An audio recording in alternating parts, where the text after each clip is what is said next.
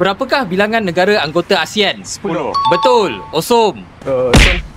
Okey, 1-0. Namakan satu negara yang kini sedang memohon keahlian penuh ASEAN. Timor Leste. Betul. Ya, Satu sama.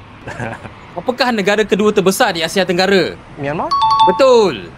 Kedua. Ya. Indonesia. Indonesia paling besar. I thought it'd be like Thailand second. Okay. Apakah negara kedua terkecil di Asia Tenggara? Brunei. Singapore. Bukan. Brunei. Betul. Bilakah kali terakhir Malaysia menjadi pengerusi ASEAN? This year. Sebelum 2025. 2014. Bukan. 1998. Bukan. 2015. Betul. Oh yeah lah, it'll be 10 years. 10 years, yes.